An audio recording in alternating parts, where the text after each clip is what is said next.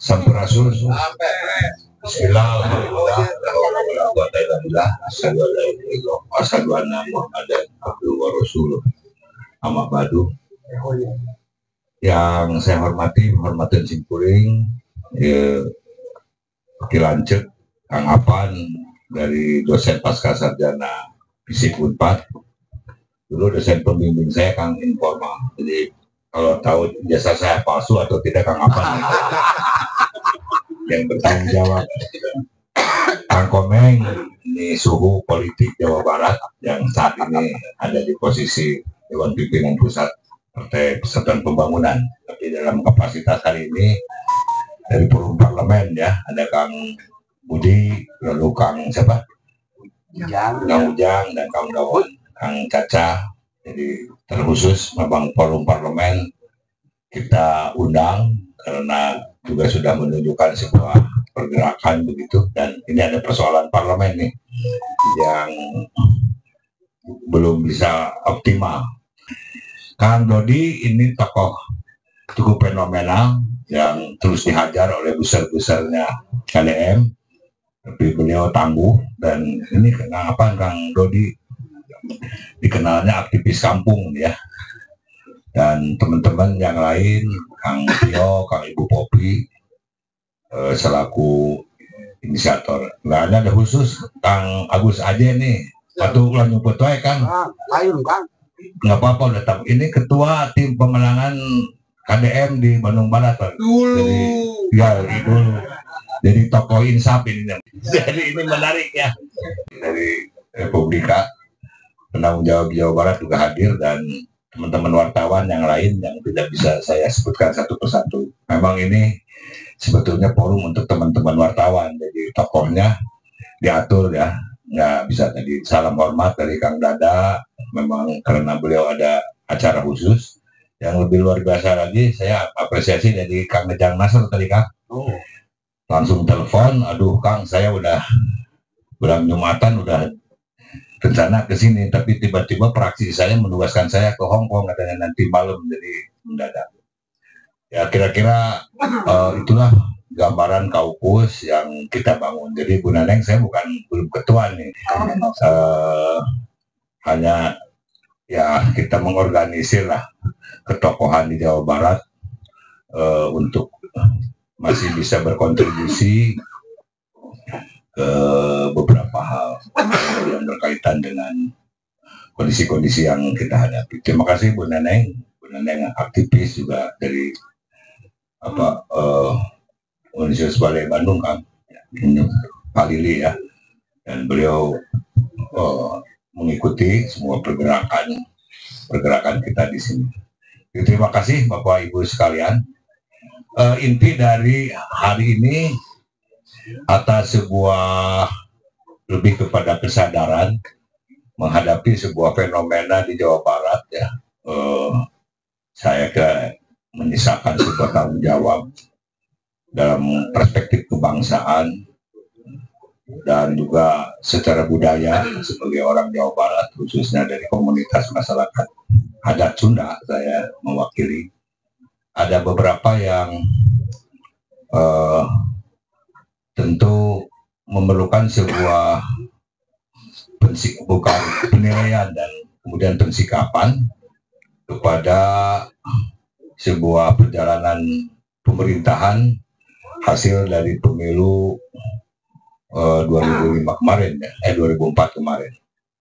Nah kalau kita hitung, memang hari ini usia gubernur dan wakil gubernur terpilih tepat di 100 hari.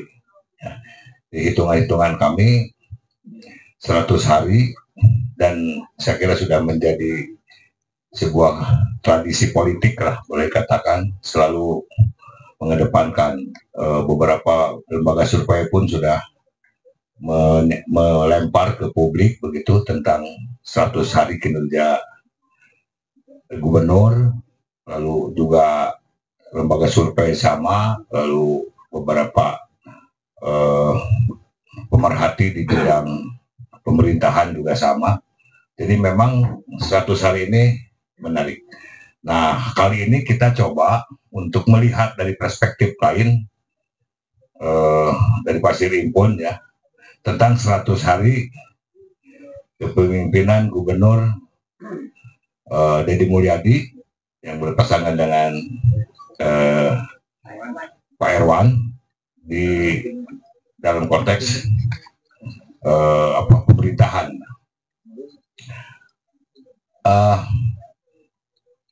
Saya mendahului kemarin karena teman Tribun minta saya jadi narasumber bersama junior saya, putranya Pak Profesor Bagirmanan, mencoba untuk melihat, dan ada beberapa hal yang memang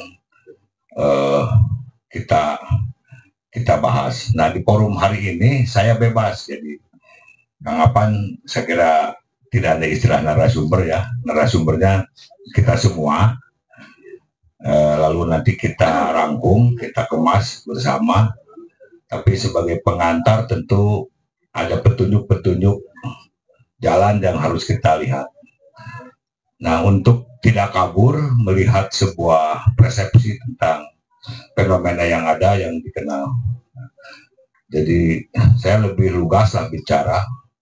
Yang menjadi sorotan kita beberapa hal. Pertama, kita pertanyakan apa sih gubernur itu gitu. Apa sih sebenarnya fungsi gubernur, lalu perannya seperti apa ya, dan ini perlu supaya kita tidak ngawur membedakan antara perilaku pribadi seorang Deddy Mulyadi dengan jabatan sebagai gubernur. Yang kita bahas hari ini adalah gubernur ya, gubernur. Jadi kita biar tidak kabur soal kayak Deddy bawa kabogoh di mana lah, itu mah urusan pribadi ya. Tapi yang kita bicara adalah soal gubernur. Oleh karena itu secara khusus saya minta apa-apa nanti memberikan pengantar. Saya kira ini cukup representatif untuk berbicara dalam kapasitasnya sebagai backgroundnya memang dia sarjana ilmu pemerintahan dari UGM, S2 dan S3-nya di UI, tapi ngajar di Unpad, kan aneh ya. Jadi ada 3 universitas di belakang beliau yang bisa dipertaruhkan integritas dan kredibilitas pemahaman beliau tentang kepemerintahan. Nah, jadi nanti kita antarkan dulu oleh Pak Pan ya tentang apa sih sebetulnya gubernur tuh harusnya bagaimana dan sebagainya.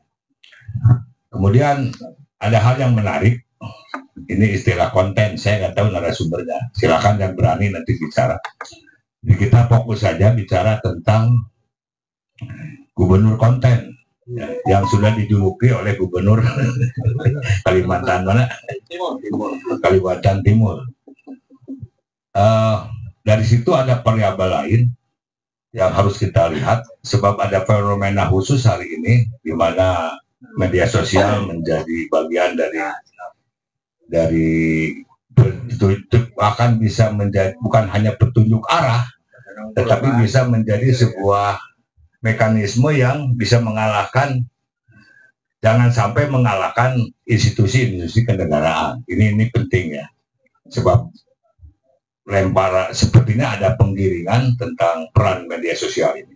Bahkan terakhir ada hal yang baru saya buka hari ini, bahwa tim sukses pasangan gubernur ini sudah beralih fungsi berada di Dinas Kominfo dengan ID card, tapi outputnya adalah KDM. Ini menarik ya, ini menarik. Jadi nanti perspektif itu bisa dilihat. Tetapi pakai ID card KDM dan sebanyak 20 orang berada di kedinasan Kominfo, dan itu yang membrand tiap hari, di mana kamera yang selalu ada, tetapi outputnya KDM. Padahal beda antara KDM dengan pemerintah. Nah, sekarang kita bicaranya gubernur. Jadi benar tidak ada relevansi atau bentuk lebih kepada bentuk pelanggaran? Tidak. Ada sebuah institusi yang melibatkan tim sukses kemudian keluar. Nah, ada hal-hal lain yang tentu, nah ini penting ya, nanti siapa yang mau bicara silakan tentang ini penting sebab yang kita khawatirkan gubernur ini kan sangat dominan memerankan media sosial dan perangkat yang dia miliki justru diabaikan kan atau belum digunakan. Ini Pak Apan perlu, dia selalu bicara tentang apa Jabar Istimewa. Apa sih sebetulnya? Teman-teman ada yang tahu nggak format konsep Jabar Istimewa itu seperti apa? Parameternya seperti apa dan rumusan dari mana? Selama 10 tahun Pak Deddy memimpin Purwakarta misalnya, lalu itu mau diterapkan ke Jawa Barat, apakah istimewa itu kena ada lampu-lampion, apa karena banyak patung, atau seperti apa? Nah ini kan masih abstrak. Oleh karena itu penggunaan ini jangan sampai menjadi konflik, padahal Jawa Barat memiliki sebuah sejarah dan peradaban, lalu warisan nilai, dan lambangnya adalah Gemaripah Peperapi. Jadi kalau Pak Deddy tidak mau menggunakan lambang itu, maka Ibu Popi berani menggunakan kaukus ketokohan Jawa Barat menggunakan lambang lambang ini data dipakai, kudu dimulai dipakai, aku kuring dari mahaknya. Dari Solo lambang Jawa Barat kan ini. Iya. Nah ini biar nah, misi kita adalah lebih kepada mengingatkan dan menyadarkan masyarakat. Jadi kalau Rocky Gerung bilang pendangkalan berpikir bukan dari aktornya, tetapi dari yang mendukungnya. Nah ini kalau ini dibiarkan kan juga kedepannya tidak menguntungkan untuk jangka panjang. Jadi oleh karena itu mungkin forum ini juga bagian dari bagaimana memberikan sebuah penyadaran terhadap publik, terhadap masyarakat.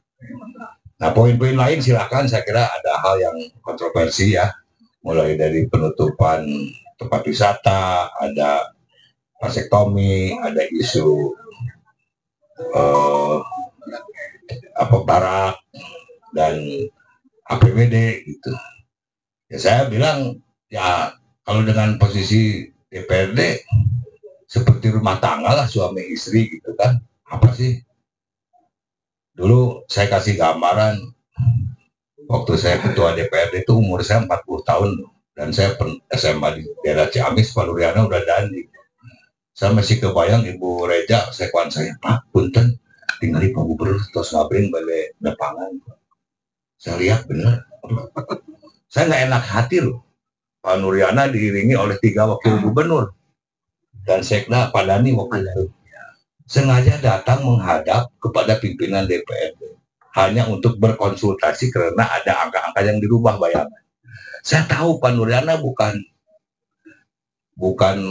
menghormati saya kan, tapi menghargai konstitusi kelembagaan. Nah kalau sekarang ada bicara gubernur lah dilatih ngomong dengan dewan, terus dihantem pimpinan dewan di forum nasional, ini teh gubernur teh kumangarti, tapi lamun di tengah-tiga asa mal mungkin ya, dan memang jadi bupati ke anggota jangan kunaon jadi gitu. Nah itu Pak Deden nu ngajawab kayaknya dijelaskan saya ada kurang hati itu Kang Komeng. Saya kira itu teman-teman, ada hal-hal lain nanti kalau closing statement. Nah diharapkan hasil diskusi ini ada PR lain, satu lagi tambahan baik dari Kaupus maupun dari teman-teman media, cik panggeingkeun atuh DPRD itu kumaha dan masih kuring gogorowokan ya di luar itu kan kita masih menghargai rule konstitusional yang punya hak mengawasi, punya hak menegur, punya hak bertanya, sampai hak interpelasi, hak angket, apalah namanya kan DPRD. Kan pertanyaan nanti cipang jawabkan Kang Agus teh, kurang kita dewan teh tanicing. Jadi kaukus ini Pak Apan tidak akan hanya negor Pak Gubernur, ada bagian nyarekan DPRD oke jadinya. Ya. Kang Budi kuma kan udah datang tuh ada DPRD tuh kunaon nempo gubernur kieu teh cari cingo itu sieun. Aya nu wani kan. Aya nu wani mudah-mudahan. Jadi tolong ini juga bagian yang akan menjadi bahasan kita. Saya kira itu teman-teman ya beberapa poin ya mudah-mudahan. Kayak udah ngabring kan nggak dewan dong. Ya ya.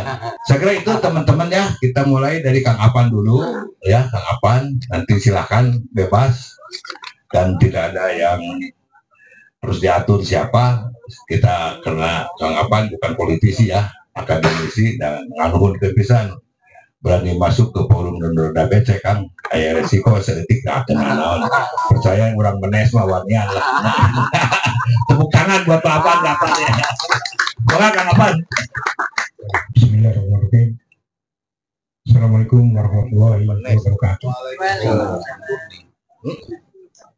Jadi saya tuh diminta oleh Kang Eka ya karena saya dengan Eka udah kayak bersaudara lah gitu ya jadi saya nggak bisa nolak gitu ya. Nah, jadi diminta untuk memberikan pandangan lah begitu ya. Karena kalau saya itu orangnya demokratis, jadi artinya siapapun punya pendapat itu kita harus hargai, dan itu kan. Karena tidak ada kebenaran itu dimonopoli oleh seseorang, ya. Begitu juga kesalahan tidak bisa dimonopoli oleh seseorang. Jadi semua orang punya kebenaran dan punya kesalahan. Nah, maka yang paling penting di dalam bernegara, berbangsa dan bernegara itu harus ada dialog, harus ada diskusi, ya, harus ada pendapat-pendapat, tesa, antitesa dan sintesa. Nah, begitu. Jadi tidak bisa zaman dulu kumaing gitu ya. Nah, bagaimana gue gitu ya? Ya nggak bisa, apalagi sekarang itu era demokrasi ya, bukan era kerajaan. Sedangkan Sultan Hamengkubuwono saja yang menyandang daerahnya daerah istimewa Yogyakarta karena diatur oleh Undang-Undang Dasar 45 pasal 18 yang mengatakan pembagian daerah Indonesia atas daerah besar dan kecil ditentukan oleh undang-undang dengan mengingati asal-usul daerah itu baik yang bersifat khusus maupun yang bersifat istimewa. Nah, itu kalimat Undang-Undang Dasar itu, pasal 18 ya. Nah, jadi kalau saya belajar ilmu pemerintahan itu wajib tuh, di luar kepala itu hafal tuh pasal 18 itu, Undang-Undang Dasar ya. Nah, itu kan. Jadi itulah ya. Sehingga Yogyakarta itu punya keistimewaan. Kenapa keistimewaannya itu?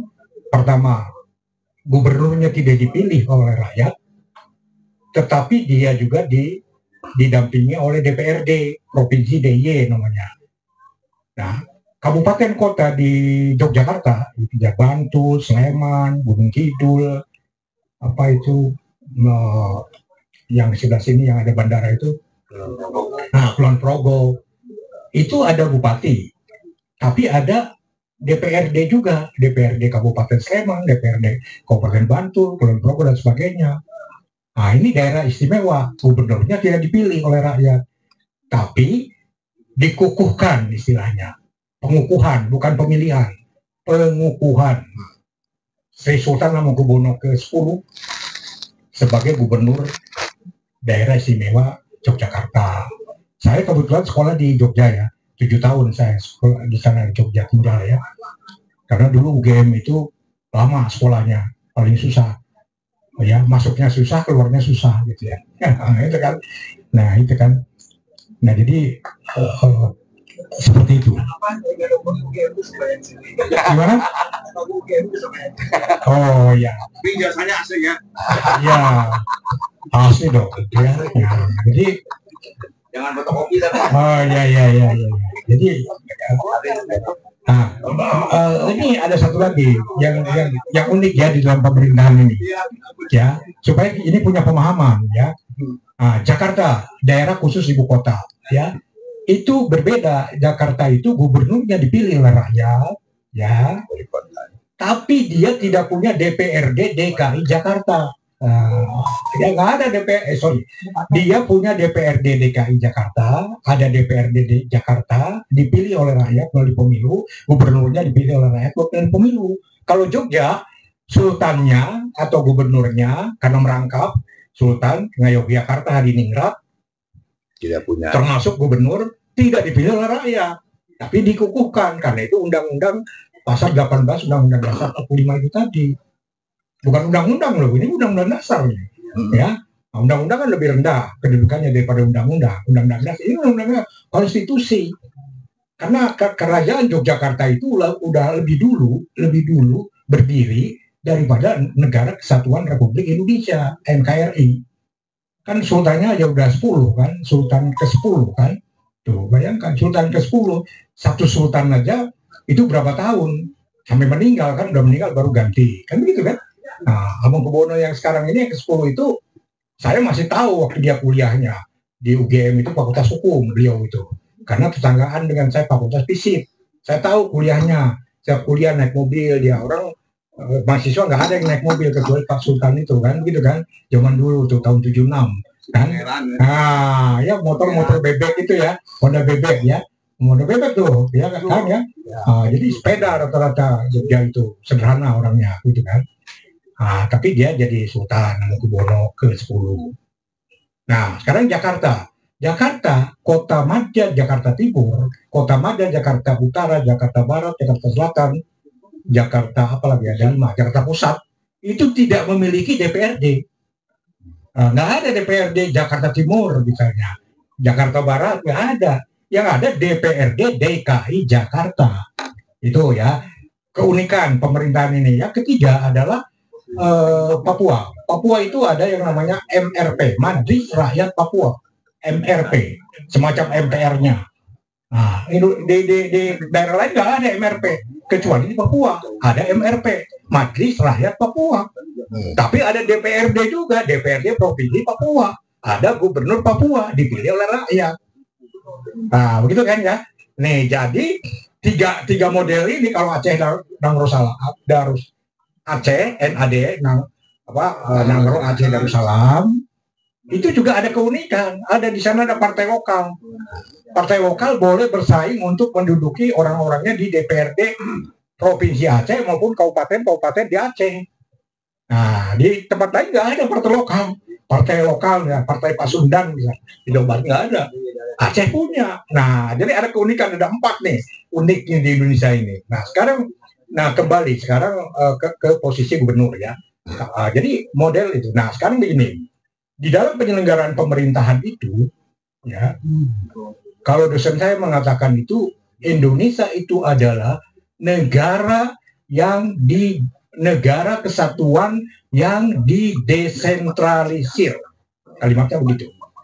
Negara kesatuan yang didesentralisir. Bukan negara federal kayak Amerika. Amerika negara federal, negara bagian.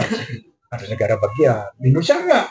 Tapi negara kesatuan, unity dan unitas, tetapi didesentralisir, diberikan kewenangan kepada daerah yang levelnya lebih rendah ya daripada pemerintah pusat. Jadi susunan pemerintah di Indonesia itu ada 3, pemerintah nasional dipimpin oleh presiden, ya, pemerintah provinsi dipimpin oleh gubernur, dan pemerintah kabupaten kota dipimpin oleh bupati atau wali kota. Jadi ada 3 level. Nah, masing-masing level itu punya kewenangan sendiri-sendiri. Nah, misalnya contoh, Departemen Pendidikan Republik Indonesia atau Departemen Kesehatan Republik Indonesia, dia mengurus penyakit-penyakit yang lebih besar ininya skalanya, atau masalah pendidikan yang lebih besar. Nah, sementara Dinas Pendidikan Provinsi urusannya SMA misalnya, universitas diuruskan oleh Dikti, oleh pusat. Nah, bukan oleh gubernur universitas itu, tapi oleh pusat. Sementara SMA diurus oleh gubernur, oleh pemerintah provinsi. Nah, kabupaten kota itu ngurus SMP sampai SD. Nah, jadi ada pembagian tugas. Nah, Ya, jadi kalau misalnya ada kampanye gubernur atau bupati mau membebaskan uang SPP misalnya, uang SPP mana? Uang SPP SD untuk bupati, SLT untuk bupati, sedangkan SMA untuk gubernur. Nah, itu kan. Jadi jangan di apa istilahnya kalau istilah digeneralisir. Ya. Nah, jadi kalau bahasa Banten itu ulah di sakompet daunkeun. Pernah dengar nggak? Ya. Pernah ada. Bahasa itu ada. Orang Sunda ada. Nah, itu orang Baduy itu ya. Orang Baduy. Karena katanya bahasa Sunda itu aslinya dari Baduy sebetulnya. Kan begitu kan? Nah, jadi setiap pemerintahan baik itu pusat ya maupun provinsi maupun kabupaten kota itu punya kewenangan namanya urusan rumah tangga daerah atau pendidikan. Itu ada turunannya nanti, turunan ini. Yang berbeda dengan urusan pendidikan provinsi Jawa Barat. Begitu juga berbeda dengan urusan pemerintah nasional.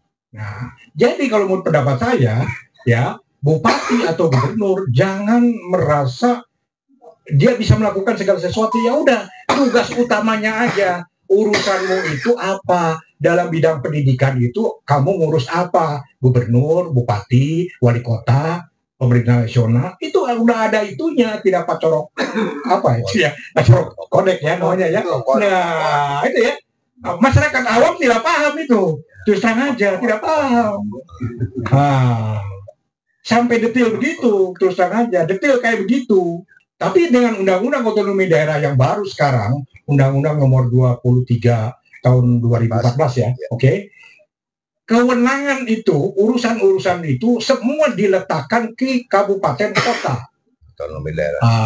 Jadi kabupaten kota lebih banyak, bupati, wali kota itu bebannya lebih berat. Nah, baru pemerintah provinsi, baru pemerintah nasional. Nah, begitu susunannya. Jadi kalau kita mau menilai kinerja kepala daerah, ya sudah itu aja urusannya. Urusan rumah tangganya apa yang harus ditangani oleh bupati, oleh pemerintah kabupaten atau pemerintah kota. Pemerintah kabupaten itu bercirikan pedesaan, sedangkan pemerintah kota itu bercirikan perkotaan. Pemerintah kabupaten itu bercirikan pertanian, sedangkan pemerintah kota itu bercirikan industri dan perdagangan. Nah, begitu ininya ya. Nah, kalau dulu berdasarkan tingkat, pemerintah daerah tingkat 1, Provinsi Jawa Barat. Pemerintah daerah tingkat 2, Kota Bandung. Sekarang nggak ada berdasarkan tingkat, tapi berdasarkan fungsi. Yang satu mengurus perkotaan, yang satu mengurus perdesaan, yaitu di kabupaten kota. Nah, begitu ya. Nah, perdesaan, bukan pedesaan bahasanya. Perkotaan, perdesaan. Nah, gitu ya. Nah, jadi itu gambaran sepintas ya kakak ya. Sepintas panjang sebetulnya ini ceritanya panjang. Uang kuliahnya aja 14 kali pertemuan. Nah, ya 16 kali pertemuan kuliahnya. Mana mungkin saya bisa menyingkat dalam waktu menit begitu Ibu Naneng ya. Itu kan. Nah, sekarang kita masuk sekarang ya. Nah, jadi pertama itu Kang Eka soalnya mengatakan tolong dikasih tahu katanya itu fungsi gubernur itu apa. Ya, sebagai apa? Nah, itu kan. Nah, gubernur itu dia sebagai alat pemerintah pusat. Satu. Yang kedua dia sebagai kepala daerah. Sebagai alat ke pemerintah pusat, dia merupakan wakil pemerintah pusat di daerah. Dia harus menjalankan urusan-urusan pemerintah pusat yang ada di daerah Jawa Barat misalnya. Jalankan oleh dia, karena dia kepanjangan tangan dari pemerintah pusat. Yang kedua, dia sebagai kepala daerah, makanya dulu disebut gubernur garis miring kepala daerah. Gubernur itu gelar jabatan untuk pimpinan sebagai kepala administrasi pemerintahan yang mewakili tingkat pusat. Bupati juga sama. Nah, garis miring kepala daerah. Nah, kepala daerah itu gelar jabatan untuk memimpin daerah otonom. Jawa Barat misalnya, kan daerah otonom Jawa Barat. Tasikmalaya daerah otonom. Nah, jadi nama gubernur garis miring kepala daerah atau sekarang disebut gubernur kepala daerah. Ya gubernur sebagai alat pemerintah pusat, kepala daerah sebagai alat pemerintah daerah. Nah, berikutnya adalah mengatur dan mengurus rumah tangga. Mengatur dan mengurus rumah tangga. Jadi pemerintah daerah itu ya yang terdiri dari kepala daerah dan DPRD. Jadi pemerintahan daerah terdiri dari kepala daerah dan DPRD. Jadi kalau pemerintahan itu hanya diklaim oleh gubernur saja tanpa melibatkan DPRD, ya kurang ini. Gubernur dan DPRD. Maka ada istilah mengatur. Mengatur itu antara gubernur dengan DPRD. Maka keluarlah peraturan daerah. Makanya mengatur. Sedangkan mengurus itu adalah ya gubernurnya yang ngurus, yang membuat eksekutor. Sebagai eksekutor. Tapi harus ada dasarnya yaitu peraturan daerah. Kan gitu kan? Nah, peraturan daerah harus ada peraturan daerahnya. Nggak bisa jalan seenaknya, nggak bisa. Ya kecuali yang sifatnya emergensi, yang diskresi kira-kira, yang memerlukan penanganan cepat ya kayak bencana alam misalnya tsunami ya itu kan ya itu gubernur harus membuat tindakan. Nah, kebijakan pemerintah, kebijakan publik. Jadi pemerintah itu harus membuat kebijakan. Pemerintah itu harus membuat kebijakan publik. Kebijakan untuk publik. Ya, bukan kebijakan untuk birokrat, tapi kebijakan untuk publik yang memihak kepada publik, yang memecahkan masalah publik. Nah, apa itu kebijakan? Public policy, kebijakan. Kebijakan itu tindakan yang dilakukan oleh pemerintah. Pemerintah bertindak, pemerintah berbuat. Itu namanya kebijakan. Menggunakan sarana-sarana tertentu itu bisa peraturan, bisa perda, bisa undang-undang, kalau tingkat pusat, ya kalau tingkat daerah bisa perda dan sebagainya. Jadi harus ada acuannya, nggak bisa semaunya, gitu kan? Nah, jadi begitu ya, mengurus dan mengatur. Mengatur dan mengurus artinya begitu. Daerah otonom ada daerah yang berhak mengurus dan mengatur. Mengatur dan mengurus. Nah, kalau bukan daerah otonom namanya wilayah administrasi kayak kecamatan misalnya. Kecamatan kan bukan kepala daerah. Di kecamatan itu tidak ada DPRD. Wilayah. Tapi pemerintah wilayah. Dulu mah namanya kepala wilayah. Kecamatan Banjar misalnya. Kepala wilayah Kecamatan Banjar. Camat kepala wilayah. Nah, bukan camat kepala daerah. Tidak. Ya, saya kira gitu ya. Poin yang berikutnya adalah Nah, jadi begini ya. Saya kemarin sudah bicara dengan Kang Eka sebetulnya. Kemarin ngobrol-ngobrol. Di dalam tata kelola pemerintahan maupun tata kelola bisnis sekalipun, ya, paling tidak itu harus ada 4 variabel. Ya. Yang pertama adalah konsep atau narasi atau teori ya. Jadi dalam memimpin suatu bangsa itu, suatu negara itu harus punya konsep dulu, punya narasi dulu, punya teori dulu. Untuk menuju suatu ke arah sana itu, bagaimana argumentasi teoritisnya itu bagaimana? Jadi jangan tanpa data, jangan tanpa teori. Nanti akhirnya tidak ada tujuan yang jelas mau kemana ininya, kapal ini mau dibawa mau kemana. Nah, jadi harus ada narasi, harus ada teori, dan harus ada katakanlah konsep. Misalnya Jabar Istimewa, contoh ya. Apa itu konsepnya Jabar Istimewa? Istimewa tentang apa? Jabar Istimewa. Apa yang membedakan Yogyakarta Istimewa dengan Jabar Istimewa? Perbedaannya apa? Nah, sehingga ingin mengatakan bahwa Jabar Istimewa. Istimewa dalam bidang apa istimewanya? Keistimewaannya apa keistimewaannya? Nah, itu kan. Nah, jadi artinya harus jelas dulu konsepnya, sehingga kita menilainya juga menggunakan konsep yang dia pakai. Nah, itu kan. Jadi jangan sampai dia pemakai dia jalan-jalan, sementara yang menilai juga jalan, jadi nggak ketemu itu namanya. Jadi harus ada konsep dulu yang jelas. Yang kedua ada struktur. Harus ada strukturnya. Struktur harus dipakai, struktur. Nah, dinas-dinas daerah harus diberdayakan. Nah, OPD harus diberdayakan. Wakil gubernur harus diberdayakan. Nah, gitu kan. Jangan one man show. Sorry ya, one man show ini saya tidak hanya kepada ini, tidak, tapi ke yang lain semuanya, ke kepala daerah yang lain semuanya. Nggak bisa one man show. Nah itu struktur ya, struktur. Nih Kang Eka misalnya sekarang ini, Kaukus nih, Kaukus nih pengen mencapai tujuan, itu harus punya struktur, organisasi, organisasi ada pembagian bidang dan sebagainya. Ini struktur namanya. Berikutnya adalah proses. Proses itu harus ada dialektika, harus ada demokratisasi. Tidak bisa main. Nah, gimana gue? Nggak bisa. Harus ada dialektika, harus prosesnya. Di Bandung ini banyak orang talenta kan, di Jawa Barat lah katakan. Universitas saja ada berapa yang terkenal? UI, IPB, Unpad, ITB 4 tuh, UP 5 tuh, belum UIN 6 tuh. Di Jawa Barat itu ada 6 universitas, belumnya universitas swasta yang bagus-bagus juga. Ya, itu harus dimanfaatkan, harus digunakan, harus dioptimalkan.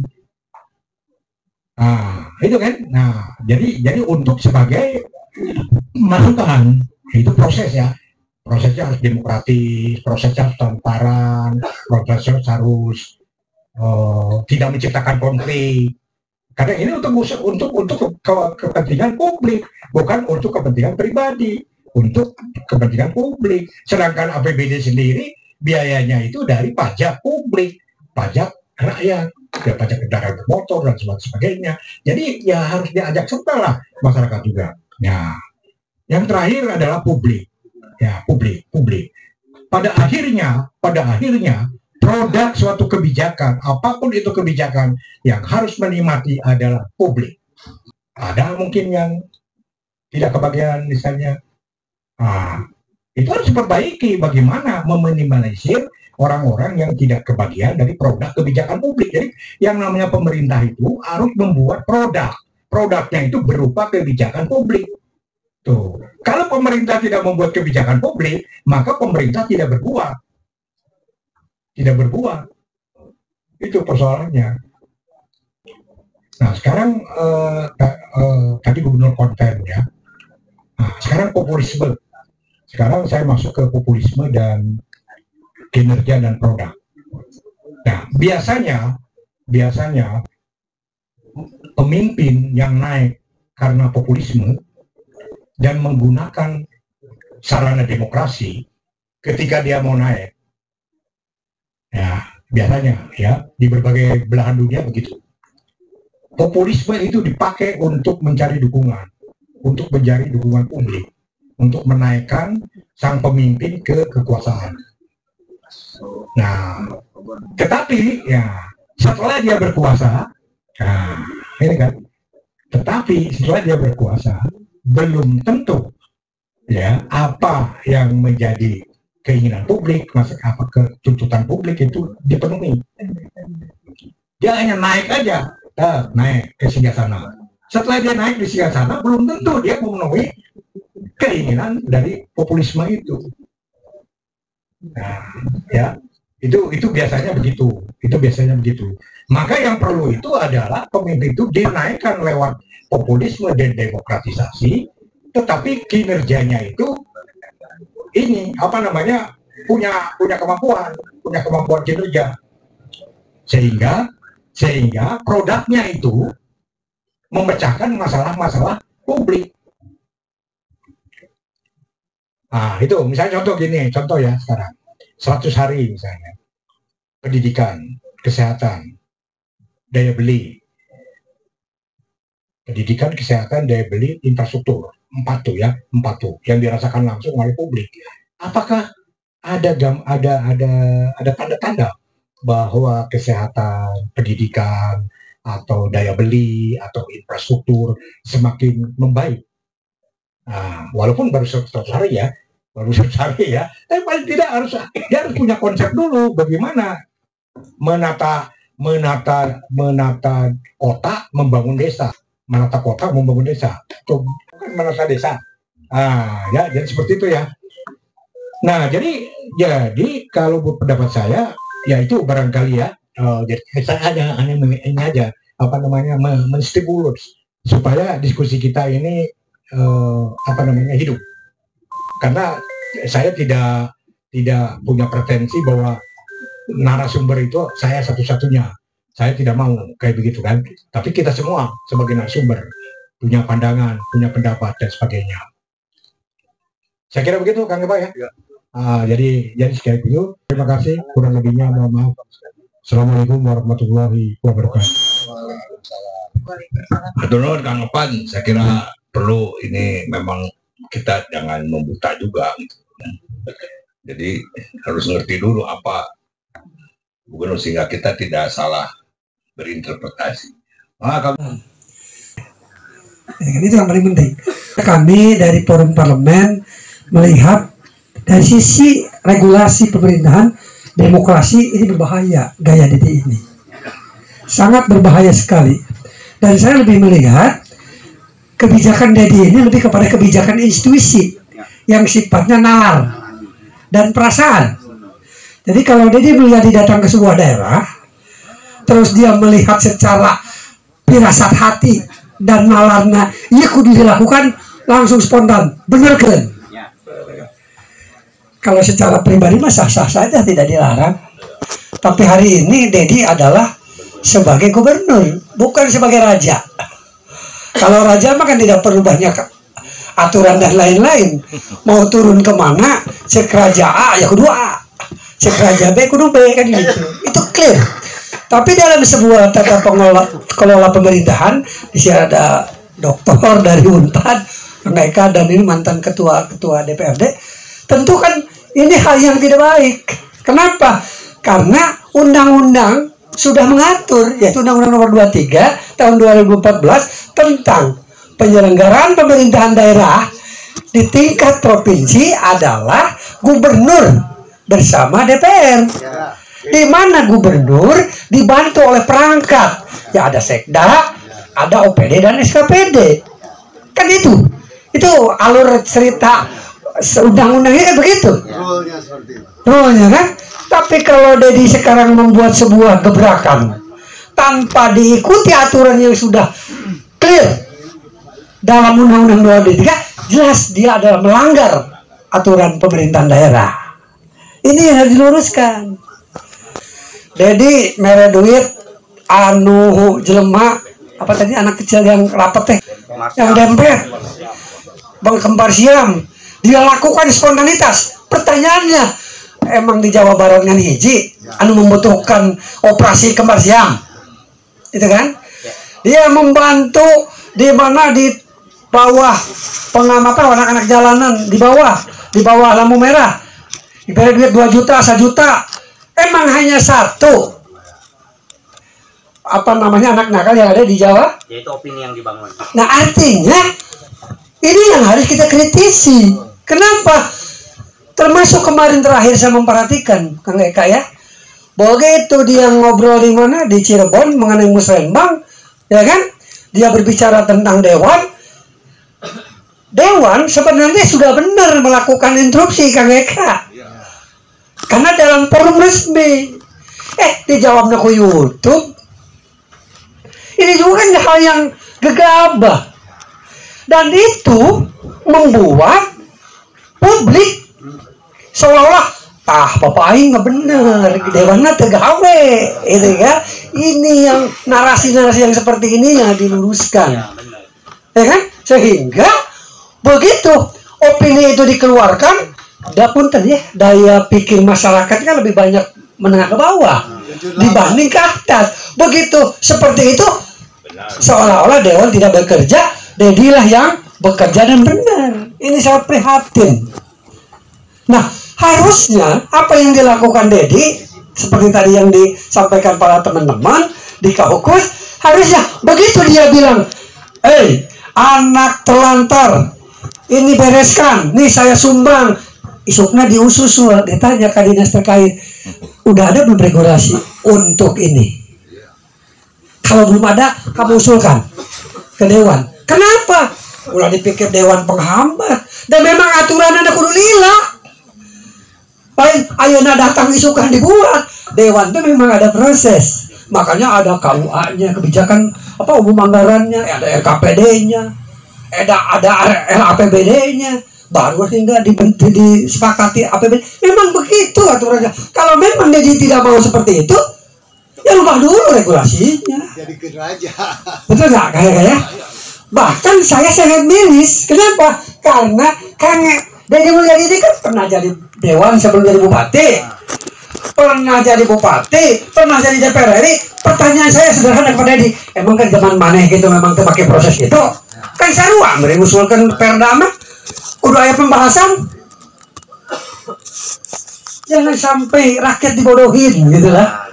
Itu kalau rakyat sudah dibodohin, ya tunggu aja kehancuran kan?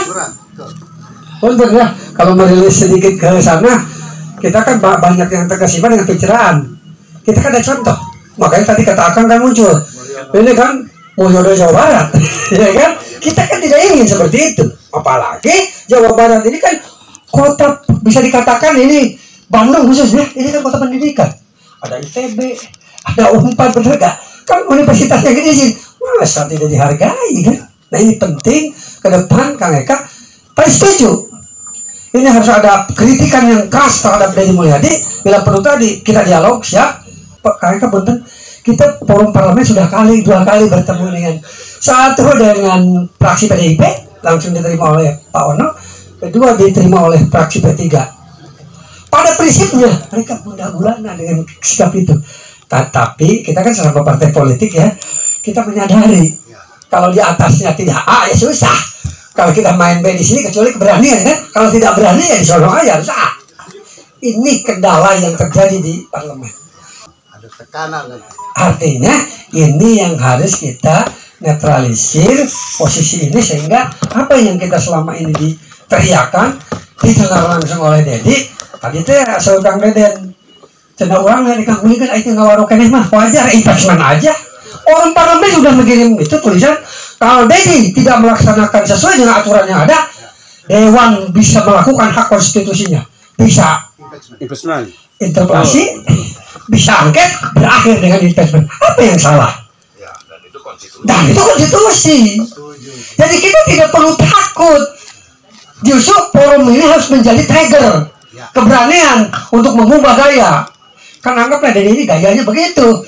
Kalau gayanya benar sesuai dengan aturan undang-undang tidak masalah. Tapi kalau hanya mengedepankan gaya tapi mengabaikan aturan, seperti dewan tidak diajak pembahasan dan lain-lain, jelas secara aturan hukum Deddy Mulyadi adalah melanggar Undang-Undang Nomor 23 Tahun 2015, wajib di impeachment. Terima kasih.